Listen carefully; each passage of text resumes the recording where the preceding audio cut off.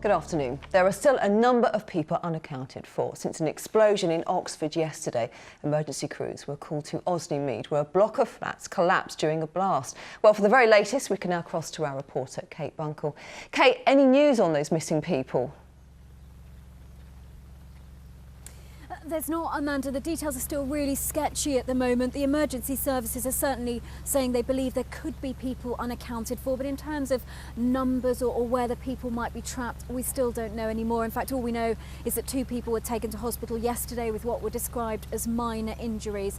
If you can see the pictures at the moment, the extent of this damage is vast, and I would imagine the first job is really to make sure that the building is stable so the emergency services can get inside it and conduct a more thorough search. I'm standing at the point where the emergency services are gathering. You can't see the block of flats from me here. It's about 100 metres or so behind me, but as I say, the aerial shots, the pictures we were able to get this morning show just how extensive the damage was. In fact, I was standing about 50 metres away on the other side of the river, and there were window frames lying in the grass at my feet, which gives you a sense of just how dramatic this explosion must have been. The other mystery which remains is what caused it. We don't believe there was any mains gas to the building, which would seem to rule out a gas explosion. But what actually caused such a vast explosion, still we don't know any more about at the moment, and we're hoping that the emergency services will be able to tell us more as the day goes on. Kate, as always, thank you very much indeed. A man has been charged with murder in connection with a stabbing in Oxford. Amicus Romaldo, who was 35, was attacked on Windmill Road on Monday. A 27-year-old man has appeared before magistrates.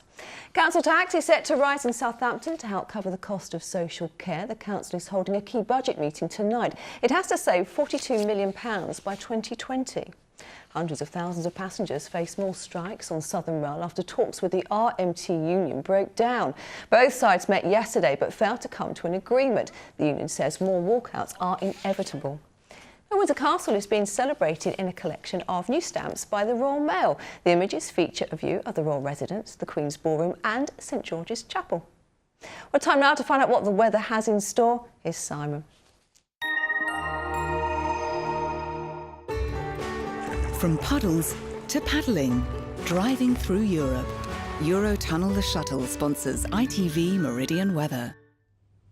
OK, so it's a bit damp now, but things are improving for the rest of the day. The rain with the heavy bursts clearing away northwards and eastwards. There might be an odd shower creeping in behind, but lots of dry weather as we head through into this evening. Temperature's not bad either. 10 is 50 in Fahrenheit. Now, as we head through to tonight, it's more of the same, really. A few bits and bobs of patchy rain to begin with. Then we're largely dry. There'll be some clouds, some clear spells, but very light winds, and that will allow the mist and murk to develop overnight. So, temperature-wise, frost-free, 5 or 6 the low, but a grey start to look forward to tomorrow, although any mist will lift fairly quickly, and then we're in for a dry day with bright spells.